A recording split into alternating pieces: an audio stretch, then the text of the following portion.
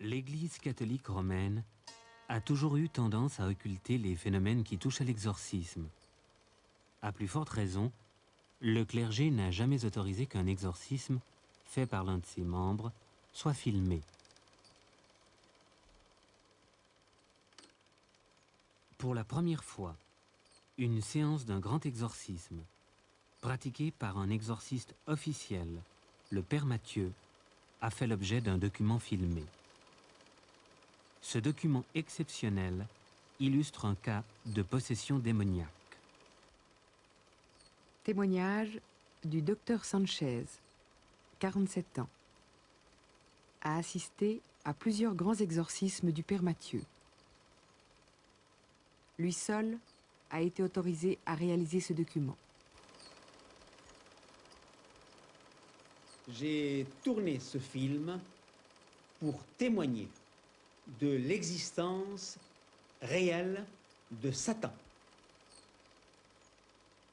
Pour témoigner d'une manière irréfutable. Au moment même où la plupart des gens, et malheureusement particulièrement le clergé, pensent que les exorcismes, que la possession démoniaque sont des choses d'un autre temps. Eh bien, ce n'est pas vrai. C'est d'actualité et au moment même où je vous parle, il y a un plus grand nombre de possédés qu'il n'y en a jamais eu. Malheureusement, la plupart des gens actuellement, compte tenu du contexte ecclésiastique dans lequel nous vivons, ne croient plus à l'enfer. Et ils ont bien tort. Et leur montrer un document que j'ai vécu, auquel j'ai assisté, qui m'a douloureusement touché parce qu'il s'agit d'un ami, était une chose unique. Ce n'est pas un montage, ce n'est pas une invention, c'est un fait que j'ai vécu tous les jours pendant plusieurs années, et c'est la raison pour laquelle j'ai voulu le filmer, afin d'en donner témoignage à tous les gens qui auront la chance, et je dirais même mieux, la grâce de le voir. Voilà pourquoi j'ai voulu, entre autres choses, tourner ce film. Animo tutus et corpore. Tu pectoris sus interna custodias, tu viscera regas, tu cor confirmes. Salve Regina, Mater Misericordiae, Vita Dulcedo, Espes. Voyez-vous, cet homme est arrivé, il avait 50 et quelques années. Il ne pratiquait pas, puisqu'il faisait de la magie depuis l'âge de 6 ans. Et il a fait tout le mal qu'on peut faire quand on n'est pas chrétien. Eh bien, cet homme, il a vu toutes les messes d'intégration parce qu'il s'est converti, et à partir de sa conversion, il avait mal dans le ventre. À l'absolution de ses fautes, il a pris mal dans le ventre. Alors il a vu tous les médecins qu'il a pu, et finalement on lui a dit, mais écoutez, il faut voir un prêtre, il a fait autrement. Alors, il a obtempéré, n'est-ce pas? Il a cherché, et puis alors on lui a dit, mais prenez la direction de Besançon. Il est venu. Voilà. Nobis post hoc exilium ostende, o clemens, o pia, o dulcis Virgo Maria. Quand il m'a eu raconter son histoire, je n'ai pas hésité pour penser qu'il était possédé. Ça ne pourrait pas. Alors, j'ai commencé les exorcismes, et ça s'est avéré au bout d'au moins 20 exorcismes avant que Satan se dévoile.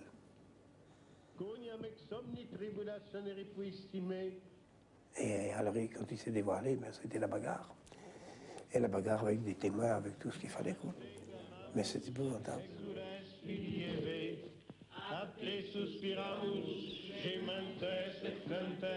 Inac lacrimarum valle. Potestate mitandite genam, regna ergo advocata nostra, illos tuos misericordes oculos a nos. Omnem virtutem inimici, et nihil vobis nocebit.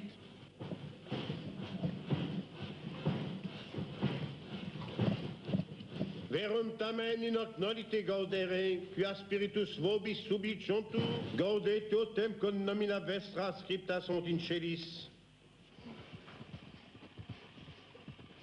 Imperatibi Fides sanctorum apostolorum Petri et Pauli, et ceterorum sanctorum, imperatibi martyrum sanguis, imperatibi continentia confessorum, exorcismo. On me demande parfois pourquoi je parle latin. C'est parce que les gens ne le savent pas. Oui, mais alors quel intérêt y a-t-il? L'intérêt, c'est que Satan, quelquefois, me répond en latin, alors qu'elle ne le sait pas. Et à ce moment-là, il y a autre chose, comprenez-vous? Et ainsi de suite, il y a des... Mais il vous répond quoi, Satan? Mais il me répond à la question que je pose. Et quelles sont les questions que vous posez? Ben, par exemple, dis-moi ton nom. Non. Dic mihi nomentum. C'est pas ce que ça veut dire. Réponds non. C'est clair. Comprenez-vous?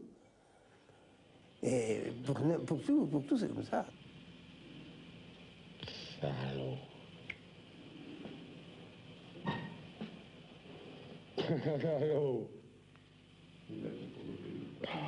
Oh, c'est pas mon ami. In nomine sanctissime Trinitatis. C'est pas mon ami. J'en suis heureux. In nomine sanctissime Trinitatis. J'ai une religieuse comme m'avait envoyé un évêque, qui m'a répondu, quand je lui ai demandé Dic mihi nomentum, m'a répondu Lucifer. Lucifer. Je vous assure qu'à ce moment-là, on a un petit frisson dans le dos. Parce qu'évidemment, on ne s'attaque par conséquent au patron. Mais c'est pas rigolo. Ça fait peur? C'est-à-dire on sait, on est dans la sécurité parce que, malgré tout, nous savons que l'Église nous donne tout ce qu'il nous faut, n'est-ce pas? Mais malgré tout, c'est quand on manie ces armes-là contre un ennemi qu'on ne voit pas. On l'entend quelquefois, bien sûr. On voit les conséquences de sa présence par les contorsions du corps du malade, n'est-ce pas? Ah, ben bien sûr, ou bien il ne bouge pas. C'est la catalepsie, absolument. Il ne peut ni bouger, on ne peut pas lui remuer le doigt, on ne peut pas s'en remuer tout le corps. Vous voyez, ça dépend. Il n'y a pas un cas pareil.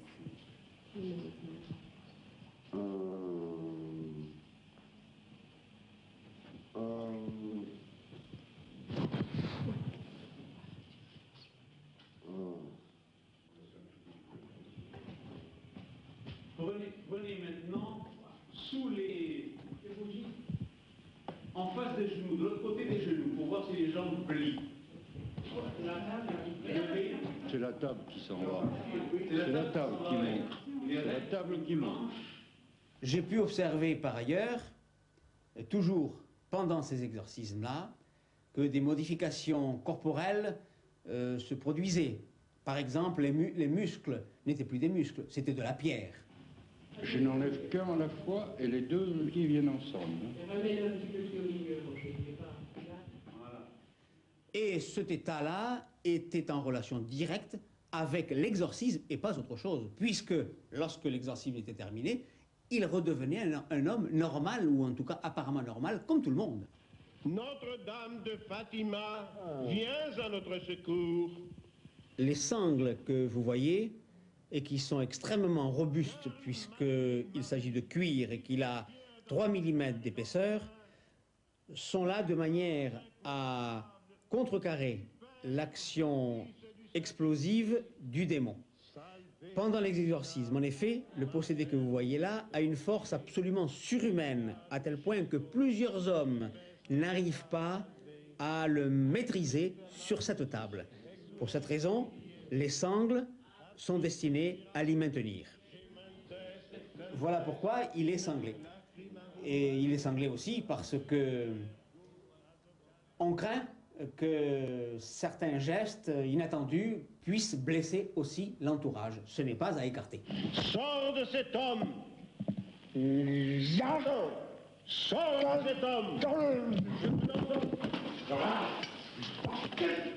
Je te l'ordonne au nom du Christ. Sors de cet homme. in nomine Patris, et Filii, et Spiritus Sancti. Et Patris, in nomine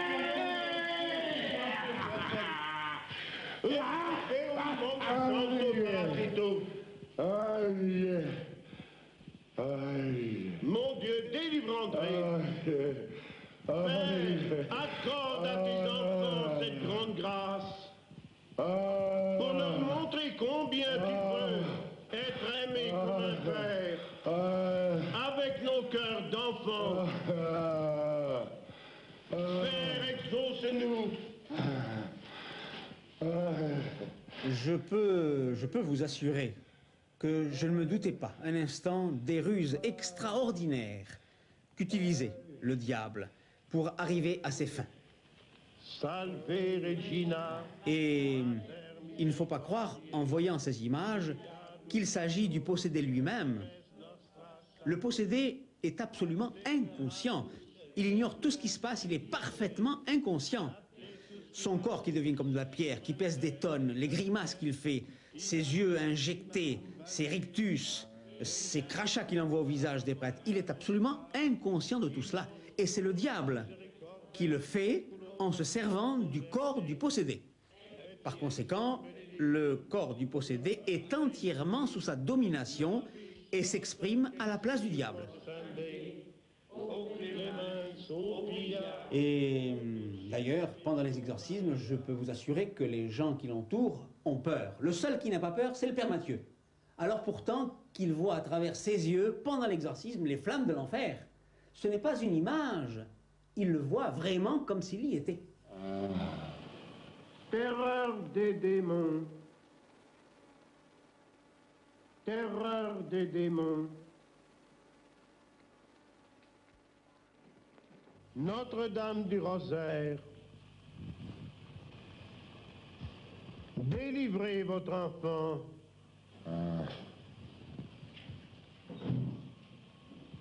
Chassez Satan du corps de votre enfant.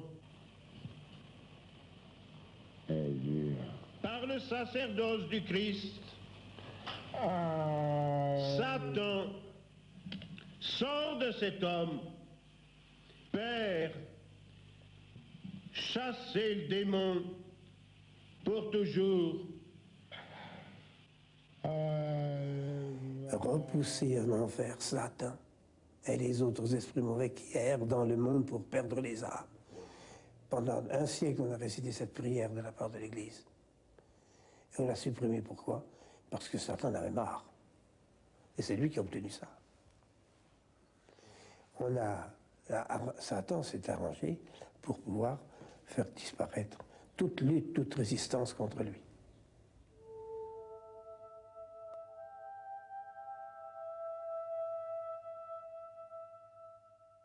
La plus belle ruse du diable est de vous persuader qu'il n'existe pas, soulignait Baudelaire. Mais à la fin du XXe siècle, peut-on encore croire au diable?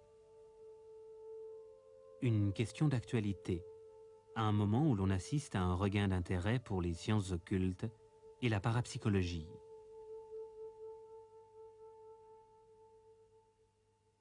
À la lumière des acquis de la psychanalyse, l'Église a évolué. Elle ne veut plus réduire Satan à une image d'Épinal.